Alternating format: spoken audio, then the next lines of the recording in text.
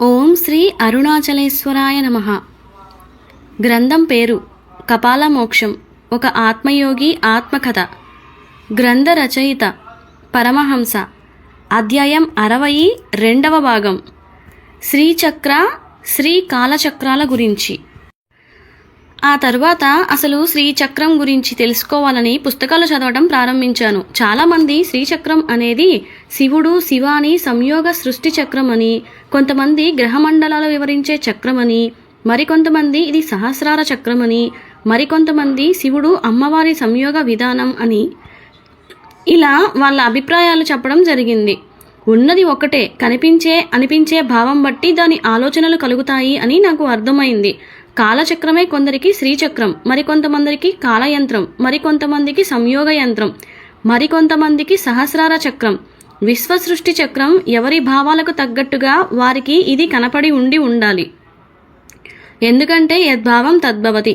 మరి నాకు ఈ కాలచక్రం ఏ విధంగా దర్శనం ఇవ్వాలని అనుకుంటుందో వేచి చూడాలి అనుకుంటూ ఉండగా నాకు నిత్యకర్మలు చేయడానికి బయలుదేరినాను. వివిధ పుస్తకాల జ్ఞానం ద్వారా ఈ చక్ర నిర్మాణం, వారి దేవతలను గురించి పరిశోధనలు చేయడం ప్రారంభించాను. దీనికోసం చాలా కష్టపడవలసి వచ్చింది. కొందరు శ్రీచక్ర దేవతగా బాలా త్రిపుర సుందరి అని, మరికొందరు శ్రీ లలితాదేవి అని, మరికొందరు రాజరాజేశ్వరి దేవి అని, మరికొందరు కామేశ్వరుడు అని, శ్రీదేవి అని, ఇలా రకరకాలుగా చెప్పడం జరిగింది. దాంతో కొంత అయోమయంలో నేను పడడమూ జరిగింది. ఇదిలా ఉంటే శ్రీ మేరుచక్రంలో 3 రేఖలతో చతుస్రాకారంగా ఉన్న దానిని త్రైలోక్య మోహనము లేదా భూపం అని, 16 రేకులు ఉన్న వృత్తమును సర్వ ఆకార పరిపూరకము అని, 8 రేకులు ఉన్న వృత్తమును సర్వ సంక్షోభం అని, 14 త్రిభుజాలు సర్వ సౌభాగ్యదాయకమని, 10 త్రిభుజాలు సర్వార్థ సాధకాలని, 10 త్రిభుజాలు సర్వరక్షకాలని, 8 త్రిభుజాలు సర్వరోగహరమని, మధ్యనున్న ఒక త్రిభుజం సర్వసిద్ధిప్రదమని, ఈ త్రిభుజంలో ఉన్న బిందువును సర్వానందమయమని అందురు. ఇలా 14, 10, 10, 8, 1 త్రిభుజాలను కలిపి మొత్తం 43 త్రిభుజాలు ఉన్నాయని, వీటిలో 4 త్రిభుజాలు ఊర్ధ్వముఖంగా ఉండి శివశక్తిని సూచిస్తే మిగిలిన 5 సమబాహు త్రిభుజాలు అధోముఖంగా ఉండి శ్రీశక్తిని సూచిస్తాయని, కావున శ్రీచక్రంలో ఇలా 9 సమద్విబాహు త్రిభుజాలు ఒకదానికొకటి వ్యతిరేకంగా సంగమించే దివ్యశక్తుల సంగమం అని, ఈ 9 త్రిభుజాలు ఆవరణాలు కలిపి నవ ఆవరణాలుగా పిలుస్తారని, ఇవి నవగ్రహాలకి సంకేతమని, అనగా వజ్రకోట శుక్రగ్రహానికి, వైడూర్యకోట కేతుగ్రహానికి, గోమేధిక కోట రాహుగ్రహానికి, నీలకోట శనిగ్రహానికి, ముత్యపు కోట చంద్రగ్రహానికి, మరకత కోట బుధగ్రహానికి, పగడపు కోట కుజగ్రహానికి, కెంపు కోట సూర్యగ్రహానికి, ఇక ఆఖరిది అయిన పుష్యరాగం కోట గురుగ్రహానికి సంకేతాలుగా చెప్పడం జరిగింది. ఆకాశతత్వమును వజ్రకోట యందు, పృథ్వీతత్వమును వైడూర్య కోట యందు, వాయుతత్వమును గోమేధికం కోట యందు, జలతత్వమును నీలకోట యందు, అగ్నితత్వమును ముత్యపు కోట యందు, మాయాతత్వమును మరకత కోట యందు, శక్తితత్వమును మాణిక్య లేదా పగడ కోట యందు, సర్వశక్తితత్వమును కెంపు కోట యందు స్థాపించడం జరిగింది. నాకు కలలో కనిపించిన కోటయే మేరు శ్రీ చక్రకోట అని, దీని లోపలికి అర్హత ఉంటే ప్రవేశం పొందవచ్చునని నాకు అర్థమైంది. ఒక్కొక్క కామ్యసిద్ధి పొందుటకు పరమేశ్వరుడు ఒక్కొక్క తంత్రశాస్త్రమును చెప్పడం జరిగింది. అంటే సర్వకామ్య సిద్ధి కోసం 64 తంత్రాలు చేయవలసి వచ్చిందన్నమాట. ఇది కష్టసాధ్యమని పరమేశ్వరుడు తిరిగి సులభ మార్గంగా శ్రీ విద్యోపాసన, శ్రీచక్రార్చన ఆరాధన చెప్పడం జరిగిందని, ఇందులో 12 సాంప్రదాయాలను అనుసరించి శ్రీచక్ర ఆరాధన జరుగుతుందని నాకు అవగతమైంది. అందుకే ఈ చక్రం యద్భావం తద్భవతిగా వివిధ రకాల భావ పరంపరలుగా వచ్చినాయని అవగాహన కలిగింది. అలాగే శ్రీచక్రంలోని మొదటి ఆవరణ అయిన భూపమునందు 3 వరుసలలో మొదటి వరుసలో 10 దేవతలు, అనగా అనిమా సిద్ధే, లఘిమా సిద్ధే, గరిమా సిద్ధే, మహిమా సిద్ధే, ఈశిత్వ సిద్ధే, వసిత్వ సిద్ధే, ప్రాకామ్య సిద్ధే, భుక్తి సిద్ధే, ఇచ్ఛా సిద్ధే, ప్రాప్తి సిద్ధే, సర్వకామ్య సిద్ధి దేవతలుగా ఉండగా, 2వ వరుసలో 8 మంది దేవతలు ఉంటారు. అనగా బ్రాహ్మి, మహేశ్వరి, కౌమారి, వైష్ణవి, వారాహి, నరసింహి, చాముండి, చండిక అంటారు. వీరిని అష్టమాతృకలు అంటారు. వీరు అష్టభైరవుల భార్యలుగా ఉంటారు. ఒక రకంగా వీరే అష్టభైరవి అన్నమాట. అనగా బ్రాహ్మి అసితంగ భైరవ, మహేశ్వరి రురు భైరవ, వైష్ణవి క్రోధ భైరవ, కౌమారి చండ భైరవ, వారాహి ఉన్మత్త భైరవ, నరసింహి కపాల భైరవ, చాముండి భీష్మ భైరవ, చండిక సంహార భైరవలతో కలిసి ఉంటారు. వామాచారమును పాటించేవారు ఈ అష్టభైరవులలో ఏదో ఒక రూపాన్ని ఆరాధించడం జరుగుతుంది. ఇక మూడవ వరుసలో సర్వ సంక్షోభిని, సర్వ విద్రావిని, సర్వాకర్షిణి, సర్వవశంకరి, సర్వోన్మాధిని, సర్వమహాంకుశే, సర్వకేచరి, సర్వబీజే, సర్వయోనే, సర్వత్రిఖండే, త్రైలోక్య మోహన చక్రస్వామిని, ప్రకటయోగిని దేవి ఉంటారు. అంటే మొత్తం మీద మొదటి ఆవరణలో 3 వరుసలలో 30 మంది దేవతలు ఉంటారని అర్థమైంది. వివిధ ఆవరణ దేవతలు వరుసగా ప్రథమావరణ దేవతలు అనిమా సిద్ధే, లఘిమా సిద్ధే, గరిమా సిద్ధే, మహిమా సిద్ధే, ఈసిత్వ సిద్ధే, వసిత్వ సిద్ధే, ప్రాకామ్య సిద్ధే, భుక్తి సిద్ధే, ఇచ్ఛా సిద్ధే, ప్రాప్తి సిద్ధే, సర్వకామ సిద్ధే, బ్రాహ్మి, మాహేశ్వరి, కౌమారి, వైష్ణవి, వారాహి, మాహేంద్రి, చాముండే, చండిక, సర్వ సంక్షోభిని, సర్వ విద్రావిని, సర్వాకర్షిణి, సర్వవశంకరి, సర్వోన్మాదిని, సర్వమహాంకుశే, సర్వకేచరి, సర్వబీజే, సర్వయోనే, సర్వత్రికండే, త్రైలోక్య మోహన చక్రస్వామిని, ప్రకటయోగిని. ద్వితీయావరణ దేవతలు కామాకర్షిణి, బుద్ధ్యాకర్షిణి, అహంకారాకర్షిణి, శబ్దాకర్షిణి, స్పర్శాకర్షిణి, రూపాకర్షిణి, రసాకర్షిణి, గంధాకర్షిణి, చిత్తాకర్షిణి, ధైర్యాకర్షిణి, స్మృత్యాకర్షిణి, నామాకర్షిణి, బీజాకర్షిణి, ఆత్మాకర్షిణి, అమృతాకర్షిణి, శరీరాకర్షిని, సర్వశాపరిపూరక చక్రస్వామిని, గుప్తయోగిని. తృతీయావరణ దేవతలు అనంగ కుసుమే, అనంగ మేకలే, అనంగ మదనే, అనంగ మదనాతురే, అనంగ రేకే, అనంగ వేగిని, అనంగాంకుశే, అనంగమాలిని, సర్వ సంక్షోభ చక్రస్వామిని, గుప్తతర యోగిని. చతుర్థావరణ దేవతలు సర్వ సంక్షోభిని, సర్వ విద్రావిని, సర్వాకర్షణి, సర్వహ్లాదిని, సర్వ సమ్మోహిని, సర్వస్తంభిని, సర్వజృంభిని, సర్వవశంకరి, సర్వరాజ్ఞి, సర్వోన్మాదిని, సర్వార్థ సాధికే, సర్వ సంపత్తి పూరణి, సర్వమంత్రమయీ, సర్వద్వంద్వక్షయాంకరి, సర్వ సౌభాగ్యదాయక చక్రస్వామిని, సాంప్రదాయ యోగిని. పంచమావరణ దేవతలు సర్వసిద్ధిప్రదే, సర్వసంపత్ప్రదే, సర్వప్రియాంకరి, సర్వమంగళకారిణి, సర్వకామప్రదే, సర్వదుఃఖ విమోచని, సర్వమృత్యుప్రశమని, సర్వవిఘ్న నివారిణి, సర్వాంగ సుందరి, సర్వ సౌభాగ్యదాయిని, సర్వార్థ సాధికే చక్రస్వామిని, కులోత్తీర్ణ యోగిని. షష్టావరణ దేవతలు సర్వజ్ఞే, సర్వశక్తే, సర్వైశ్వర్య ప్రదాయిని, సర్వజ్ఞానమయీ, సర్వవ్యాధి వినాశిని, సర్వధారా స్వరూపే, సర్వపాపహరే, సర్వానందమయీ, సర్వరక్షాస్వరూపిణి, సర్వేప్సిత ఫలప్రదే, సర్వరక్షాకర చక్రస్వామిని, నిగర్భయోగిని. సప్తమావరణ దేవతలు వసిని, కామేశ్వరి, మోదిని, విమలే, అరుణే, జయిని, సర్వేశ్వరి, కౌలిని, సర్వరోగహర చక్రస్వామిని, రహస్యయోగిని. అష్టమావరణ దేవతలు బాణిని, చాపిని, వాసిని, అంకుశిని, మహాకామేశ్వరి, మహావజ్రేశ్వరి, మహాభగమాలిని, సర్వసిద్ధిప్రద చక్రస్వామిని, అతిరహస్యయోగిని. నవమావరణ దేవతలు శ్రీ శ్రీ మహాభట్టారికే, సర్వానందమయ చక్రస్వామిని, పరాపర రహస్యయోగిని.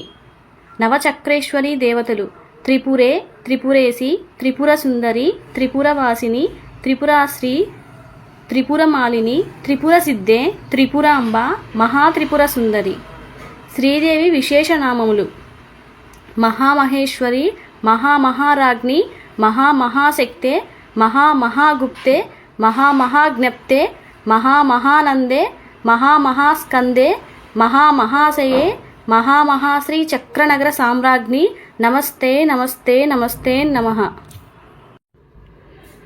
అంటే ఈ లెక్కన చూస్తే శ్రీచక్రంలోని నవావరణ మొత్తం దేవతలు కలిపి 30, 19, 11, 17, 12, 12, 14, 5, 3 మొత్తం 123 దేవతలు ఈ మేరు శ్రీ చక్రం దేవీ స్వరూపాలుగా ఉంటారని నాకు అవగాహన అయినది. ఈ శ్రీచక్రంలోని 43 త్రిభుజాల కాలం యొక్క 43 డైమెన్షన్గా పేర్కోవడం జరుగుతోంది.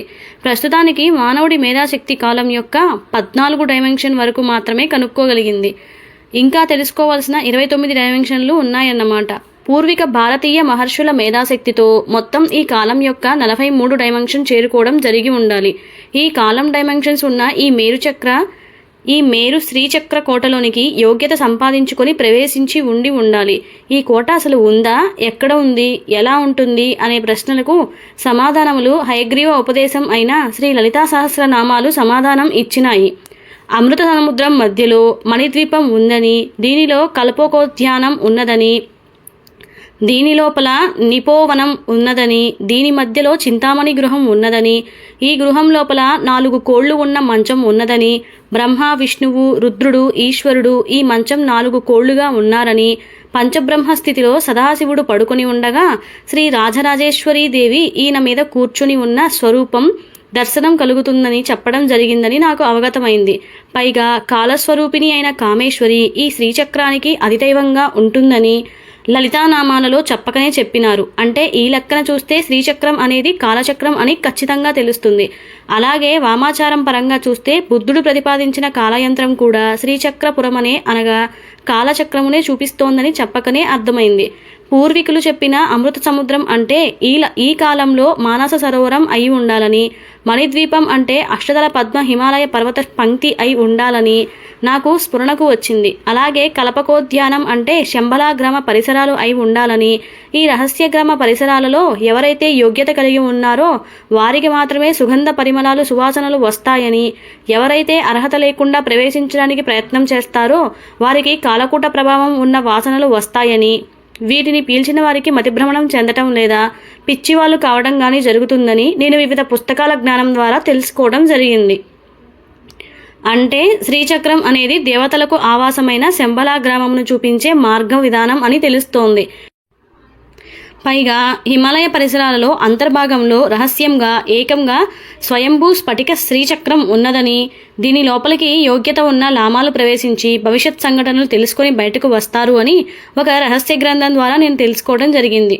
బుద్ధుడు ప్రతిపాదించిన శ్రీచక్రము 43 భుజాలు కలిగి ఉంటుంది. కాకపోతే 14 త్రిభుజాలు 14 తిథులుగా, 10 త్రిభుజాలు అంటే 10 చంద్రమాసాలుగా, మరొక 10 త్రిభుజాలు అంటే దశావతారాలు, 9 త్రిభుజాలు అంటే తల్లి గర్భంలోని జీవుడి నవమాసాలు కాల సంబంధిత వ్యవహారంగా చెప్పడం జరుగుతోందని నాకు అర్థమైంది.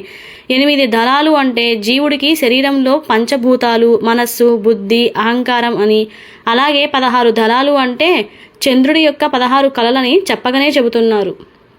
నిజ శ్రీచక్ర కోట దర్శనం. ఇది అంతా నాకు పెద్దగా ఆశ్చర్యం అనిపించలేదు కానీ శ్రీచక్ర కోట యందు అర్హత ఉన్నవారు ప్రవేశించవచ్చు అనే మాట నన్ను ఆకట్టుకుంది. అంటే నాకు ఈ యోగ్యత ఉన్నదో లేదో తెలుసుకోవాలని తీవ్రమైన ఆకాంక్ష నాలో మొదలైంది. కోట ఉన్నమాట నిజమే, భౌతికంగా అయితే హిమాలయ పరిసరాలకు వెళ్ళాలి. కానీ కైలాస దైవ నిర్మిత పర్వతం కాస్త మన సాధనా సంపత్తిని హరించి వేస్తూ ఉంటుందని నాకు తెలియటంతో ప్రత్యక్షంగా వెళ్ళడం కన్నా పరోక్షంగా అంటే సూక్ష్మ శరీర యానం ద్వారా శ్రీచక్ర కోటను దర్శించుకోవాలని నిశ్చయించుకొని ఆ దిశగా సాధన చేయడం ఆరంభించాను. ఇప్పటికే చాలామంది పూర్విక యోగులు ప్రత్యక్షంగా లేదా పరోక్షంగా ఈ శ్రీచక్ర కోటకి వెళ్ళటం జరిగిందని వివిధ గ్రంథాల ద్వారా చదివి తెలుసుకోవడం జరిగింది. కానీ నాకు వెళ్ళటానికి అర్హత ఉన్నదా లేదా అని తెలుసుకోవాలని ఆకాంక్ష, ఒకవేళ ఉంటే వెళ్ళి రావాలని తపన నాలో విపరీతంగా పెరగసాగింది. అది కూడా నా సూక్ష్మ శరీర యానంతో ప్రత్యక్ష అనుభూతిని పొందాలని అనిపించసాగింది. శాస్త్రాలలో గ్రంథాలలో చెప్పిన ఈ విషయాలు నిజమా కాదా అని తెలుసుకొని అనుభవ పాండిత్యం పొందాలని రోజు రోజుకి పెరగసాగింది. అందరూ కూడా కైలాస పర్వత పరిక్రమణ చేయటానికి ప్రయత్నిస్తుంటే నేనేమో శ్రీచక్ర కోట పరిక్రమణ చేయడానికి ప్రయత్నిస్తున్నాను. అది ఖచ్చితంగా ఉంది. కాకపోతే యోగ్యత ఉన్న వారికి మాత్రమే ఈ శ్రీచక్ర కోట కనపడుతుంది. ఎవరికీ కనిపించని కోట చూసి వస్తే నా సామిరంగా వచ్చే కిక్ ఎలా ఉంటుందో చూడండి. కిక్కే కదా, డబ్బులు పెడితే కనిపించే కైలాస పర్వత పరిక్రమణ చేసి రావచ్చును. డబ్బులు పెట్టినా కనిపించని శ్రీచక్ర కోట పరిక్రమణ చేయడమే నిజమైన కిక్కిస్తుందని నాకు బలంగా అనిపిస్తుంది. ఇక కాలమే నిర్ణయించాలి ఈ పరిక్రమణకి అర్హత ఉందో లేదో అని అనుకుంటూ నిత్యకర్మలు చేసుకోవడానికి బయలుదేరినాను. నా సాధనలో శ్వాస సంయమ సాధన ప్రక్రియ చేసుకుంటూ కొన్ని వారాలు గడిచిపోయినాయి. ఇంతలో ఒకరోజు నాకు తీవ్రమైన ధ్యాన స్థితిలో ఉండగా మేరు శ్రీచక్ర కోట 3Dలో కనపడసాగింది. అది కూడా టెంపుల్ రన్ ఆట మొదలైన చాలాసేపటికి ఎక్కడెక్కడో నా సూక్ష్మ శరీర యానం చేసిన తరువాత చివరికి ఈ శ్రీచక్ర కోట కనపడింది. మేరు శ్రీచక్ర కోట 4 వైపులా ద్వారాలు ఉన్నట్లుగా, 3 వైపులా ద్వారాలు మూసినట్టుగా, ఒక ద్వారం మాత్రమే తెరిచి ఉన్నట్లుగా కనపడసాగింది. ఇది అంతా నాకు విచిత్రమైన అనుభవం తోస్తోంది. నేనేంటి ఈ మేరు శ్రీచక్ర కోటను చూడటమేంటి, పాతకాలపు కోటలాగా కనబడుతుంది. ఇది అంతా నాకు విచిత్రమైన అనుభవం తోస్తోంది. దీని లోపల చిన్న చిన్న గాలి గోపుర కట్టడాలు, కారిడార్లు ఉన్నట్లుగా బయట నుంచి లీలగా కనపడుతోంది. కింద నుంచి కోట పైభాగం అంతా బయట నుంచి డ్రోన్ కెమెరా ద్వారా చూస్తున్నట్లుగా కనబడుతోంది. కోట లోపల అంతా అలాగే కోట కారిడార్లో ఎంతోమంది కాపలాదారులు ఉన్నట్లుగా, కోట లోపల ఎన్నో మార్గాలు ఉన్నట్లుగా, ఎన్నో గదులు ఉన్నట్లుగా నాకు నెమ్మదిగా కనపడుతోంది. ఒక్కసారిగా ఆజ్ఞాచక్రం మాయాదేవత అయిన సిద్ధాదేవి సాక్షాత్కార దర్శనం అయ్యేసరికి నాకు గుండె ఆగినంత పనైంది. వామ్మో, ఇప్పుడు ఏ మాయా పరీక్షను ఎదుర్కోవాలి అంటే ఈ చక్ర కోటలోనికి వెళ్ళటానికి ఏమైనా మాయను దాటాలా అని నేను అనుకునే లోపులో నాకు ధ్యానభంగం అయింది. బయటకు వచ్చిన తరువాత నాకు ఏడుపు శరణ్యమైంది. అంటే ఈ కోట ప్రవేశానికి అర్హత లేక ఈ కాలచక్ర మాయ ఏమైనా పరీక్షలు ఉన్నాయా అని నాకు ఏమీ అర్థం కాలేదు. ఇలా కొన్ని రోజులు గడిచిన తరువాత నాకు ధ్యానంలో ఒకరోజు ఒక నల్ల కాకి కనపడసాగింది. ఇది దేనికి సంకేతమో అర్థం కాలేదు. ఎందుకంటే బయట ఇంటిపైన కాకి అరిస్తే చుట్టాలు వస్తారు అని నానుడి ఉంది. మరి కలలో నల్ల కాకి వస్తే నాకు తెలియలేదు. దానితో కలల శాస్త్రం చదువుట ప్రారంభించాను. వాడు ఒక కాగి మీదనే 20 పేజీల ఫలితాలు చెప్పేసరికి వాటిలో దేనిని దీనికి అన్వయించుకోవాలో నాకు అర్థం కాలేదు. కొన్ని రోజుల తర్వాత నల్లకాకి కనిపించిన కొన్ని క్షణాలకే ఒక నల్లటి ఆకారం కనిపించింది. ఈయన ఎవరో నాకు అర్థం కాలేదు అనుకుంటూ ఉండగా నాకు ధ్యానభంగం అయింది. అప్పుడు నాకు అసలు కాకి అనేది ఎవరి వాహనం అని అనుకోగానే అది శనీశ్వరుడి వాహనం అని జ్ఞాపకం రాగానే ఆ రోజు శనిత్రయోదశి కావడంతో నా బుర్ర తిరిగింది. అంటే శనీశ్వరుడు ఎందుకు కనపడుతున్నాడు? ఈయన కర్మప్రదాత, ఆయుఃకారకుడు, మృత్యుకారకుడు అని జ్యోతిష్య శాస్త్రం చెప్తోంది. మరి ఈ కాలచక్రానికి ఈయనకి ఏమి సంబంధం ఉంది? లేదా ఈ చక్ర దేవతలైన మహాకాలుడు అలాగే మహాకాళికకు ఏమైనా సంబంధం ఉన్నదా? నాకేమీ అర్థం కాలేదు. దీనితో పుస్తకాలు తిరగేయడం మొదలుపెట్టినాను.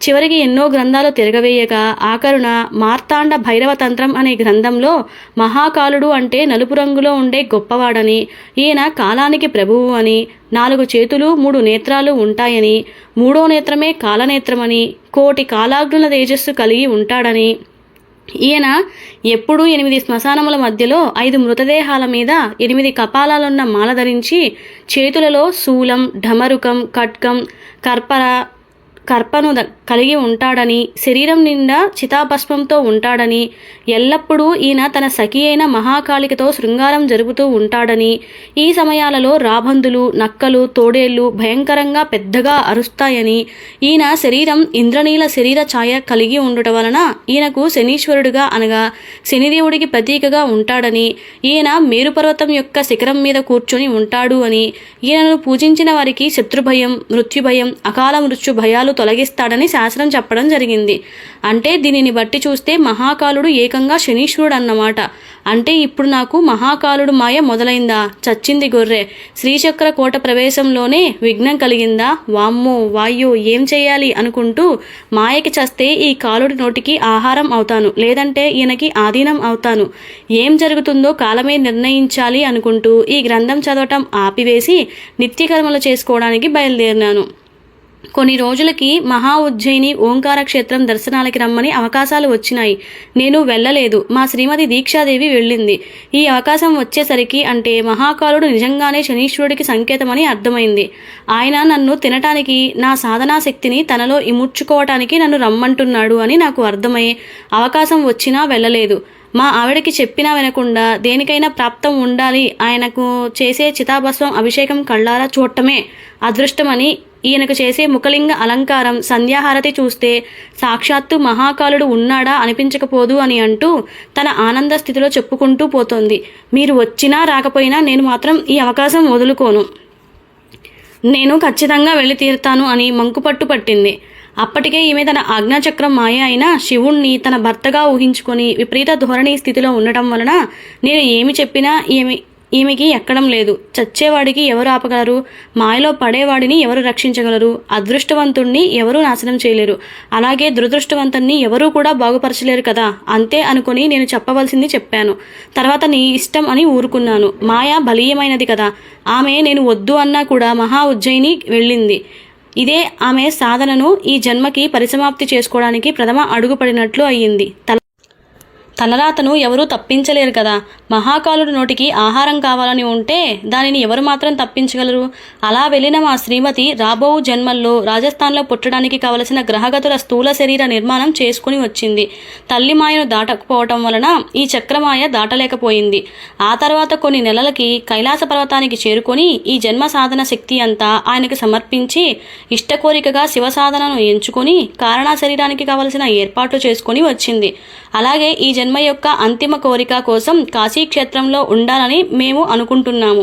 ఒకవేళ రాకపోతే రామేశ్వర క్షేత్రానికి ఈమెకున్న మాయ తీసుకువెళ్ళి సూక్ష్మ శరీర నిర్మాణానికి కావలసిన ఏర్పాట్లు చేస్తుందని ప్రకృతి మాత లీలగా నాకు అర్థమైంది.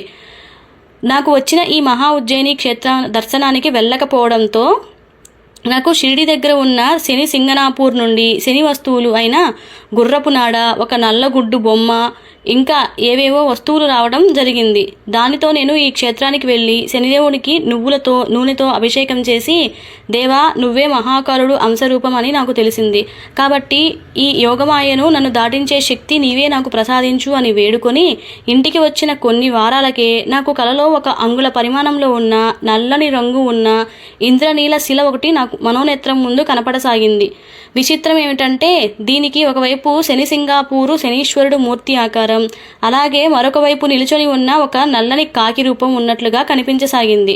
కొన్ని క్షణాల తరువాత ఈ శిల మా ఇంటి రోడ్డు మీద ఉన్నట్లుగా అగుపించేసరికి నాలో తత్తరపాటు మొదలైంది. ప్రస్తుతం ఇంద్రనీల శిల మా ఇంటి ముందు ఉందా అనే ఆలోచన రాగానే నాకు ధ్యానభంగమైంది. గబగబా నేను ఇంటికి వెళ్ళి రోడ్డు మీద వెతకగా అక్కడ రోడ్డు మీద మారుమూల ప్రాంతంలో అతిగుహ్యంగా ఇంద్రనీల కనపడేసరికే నా ప్రాణాలు పైకి పోయినట్లుగా అనిపించసాగింది. అంటే మహాకాలుడు ఈ శనిశిల రూపంలో వస్తున్నాడని అనిపించగానే ఏదో తెలియని ఆనందం వేసింది. ఎందుకంటే నేను కాస్త ఈ చక్రమాయ మహాకాలుడి మాయను దాటానని చెప్పటానికి ఈ శిల వస్తుందని అర్థమైంది. ఈ శిలను తీసుకొని ప్రతి శని త్రయోదశి నాడు నువ్వుల నూనెతో అభిషేకాలు చేయడం ఆరంభించాను. ఇలా జరిగిన కొన్ని వారాలకు నేను ఒకసారి ఎగ్జిబిషన్కి వెళ్ళడం జరిగింది.